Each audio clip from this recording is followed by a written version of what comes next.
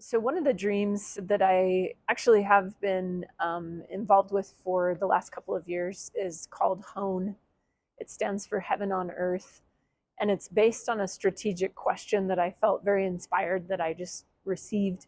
And the question is, what would have to be true to create heaven on earth in our own hearts and homes? And specifically, this dream is about assisting women through an awareness of trauma, healing, connection, recovery, and becoming conscious co-creators of their lives. But all of those aspects of what Hone is today were not clear when the question came, and when the dialogue and the invitations to collaborate with others began.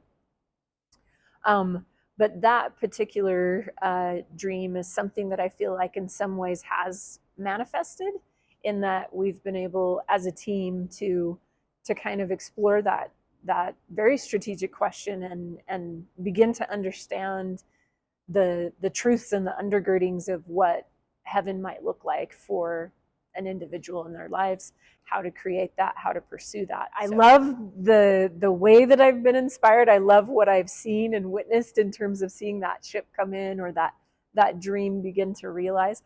And I'm also very much finding myself back almost at a beginning point again to see, okay, where is this going to go?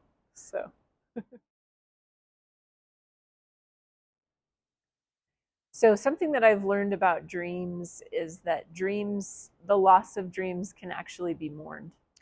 Investing ourselves in the creation of a dream is similar to the process of creating any kind of life, And so as a mom, I've been able to have several children, and that's been a beautiful experience. And so, of course, imagining losing my child would bring immense grief. But that too is the case for dreams. And I had an experience about 5 years ago where I had invested myself heavily in the development of a vision and some dreams that I really felt passionate about. And things just didn't work out, and I stepped away from that experience. Several months later, I finally recognized that a lot of maybe kind of the emotional roller coaster that I was going through at that time was the grieving process associated to the loss of this significant dream. I found myself for a season shying away from dreaming big, and because of that grief and that loss experience that had occurred.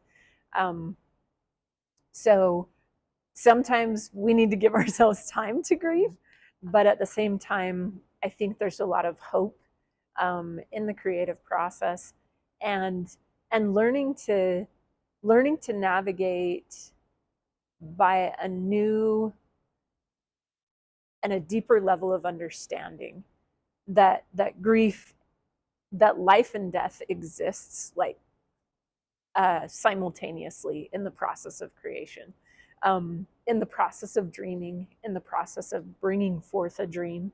I think with that wisdom and that understanding, our big dreams have the space to become, to develop, to grow, and we gain a capacity to almost kind of let those things go, be free, grow beyond us, and appreciate them for much more than maybe we could comprehend initially when we started dreaming.